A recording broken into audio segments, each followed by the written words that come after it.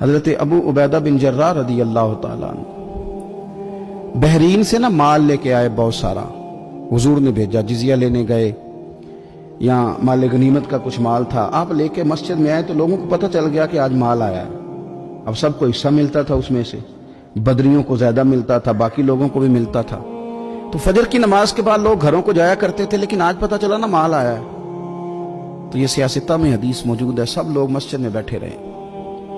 حضور علیہ السلام نے فرمایا تمہیں پتہ چل گیا مال آیا ہے؟ عرض کی حضور ہاں. فرمایا تمہیں بانٹنے لگے ہیں, دینے لگے ہیں. ہم نا غریبی سے ڈرتے ہیں, ہم اپنے بچوں کے لیے دعا کرتے ہیں ان پہ غربت نہ آئے, ہم اپنے بہن بھائیوں کے لیے دعا کرتے ہیں ان پہ غربت نہ آئے. کرنی چاہیے, لیکن ذرا اس حدیث کے مفہوم کو بھی دیکھیے گا. نبی پاک صلی اللہ تعالی علیہ وآلہ وسلم نے فرمایا تمہیں دینے لگے ہیں, مال آ گیا ہے. لیکن میرے کریم نے اپنی امت کے لیے جس چیز کا ڈر محسوس کیا وہ کیا ہے, حضور کے دل میں کس چیز کا خدشہ تھا وہ کیا ہے, بیان کیا. حضور فرمانے لگے لوگو مجھے تم پر غربت کا ڈر نہیں, یہ ڈر نہیں کہ تم غریب ہو جاؤ گے, بلکہ مجھے تو ڈر ہے کہ تم پر دولت پھیلا دی جائے گی, تم زیادہ مالدار ہو جاؤ گے. خوف غریبی کا نہیں, خوف تمہارے مال کا ہے. اور حضور فرماتے ہیں کہ پھر تم انہی باتوں میں مبتلا ہو جاؤ گے جن میں پرانی امتیں مبتلا ہوئی تھی, اور جب وہ اللہ کی نافرمانی میں مبتلا ہوئی تھی تو پھر وہ ہلاک کر دی گئی تھی. مجھے ڈر ہے, مجھے ڈر ہے.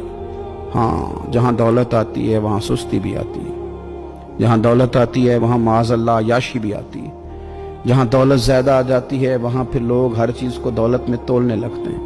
جہاں دولت زیادہ آتی ہے میرے بھائی, پھر لوگ سمجھتے ہیں کہ ہر چیز میں خرید لوں گا, پھر لوگوں کے ذہنوں کے اندر اس طرح کا فطور آتا ہے. حضور نے فرمایا مجھے ڈر ہے تمہارے دولت مند ہونے کا, ڈر ہے دولت مند ہونے کا. یارو اپنے پیسوں سے ڈرا کرو, اپنی جائیدادوں سے ڈرا کرو, اپنے مال سے ڈرا کرو. وہ ہم نے جو بڑے بڑے محلات تعمیر کرنے شروع کیے ان سے ڈرا کرو, اس لیے کہ حضور نے فرمایا مجھے ڈر ہے. حضرت ابو بکر صدیق رضی اللہ تعالیٰ عنہ تشریف فرما تھے. ہمارے نا بچے بہت زیادہ آسانی مانگتے ہیں. اقبال نے کہا لہو مجھ کو رلاتی ہے جوانوں کی تن آسانی. جب میں جوانوں کا مزاج دیکھتا ہوں نا کتنے آرام پسند ہو گئے ہیں تو پھر میری آنکھوں سے لہو بہتا ہے. لہو مجھ کو رلاتی ہے جوانوں کی تن آسانی. ان کا وجود اتنا آسانی کا ماحول لینا چاہتا ہے, ذرا سی بھی کوئی تکلیف آپ دیکھ لیں, لائٹ بند ہو جائے تو مصیبت کھڑی ہو جاتی ہے. کسی جگہ چند منٹ کے لیے, آدھے گھنٹے کے لیے ٹریفک بند ہو جائے تو مثلاً کیا ہو جائے گا, لیکن یہ کہ طبیعتوں میں تلخی. اور جب وہ گاڑیاں آہستہ آہستہ چلتی ہیں تو ایک دوسرے سے آگے بڑھنے کی وہ شدت, وہ ہمارے مزاج میں ایک دوسرے کے بارے میں دل میں بڑے بڑے جملے, کیوں؟ اس لیے کہ ہماری طبیعت آسانی پسند ہے.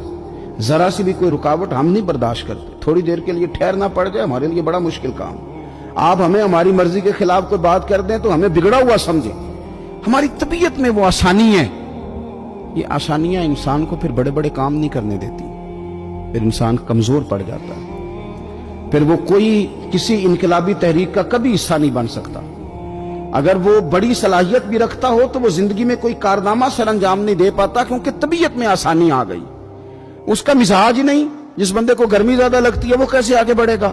یہ سیٹھوں کے بیٹے, مالداروں کے بیٹے, پیروں کے بیٹے, بڑے بڑے جناب مشائخ کے صاحبزادگان الا ماشاءاللہ, آگے نہ بڑھنے کی وجہ کیا ہے؟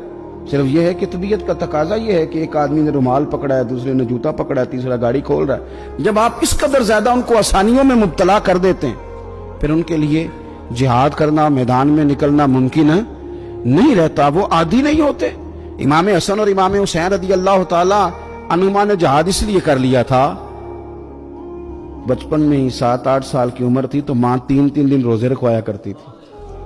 وہ 3-3 دن روزے رکھتے تھے, اور افطار کا وقت آتا تھا تو جو کچھ پکا ہوتا تھا وہ بھی اٹھا کے غریب اور مسکین کو دے دیا کرتے تھے.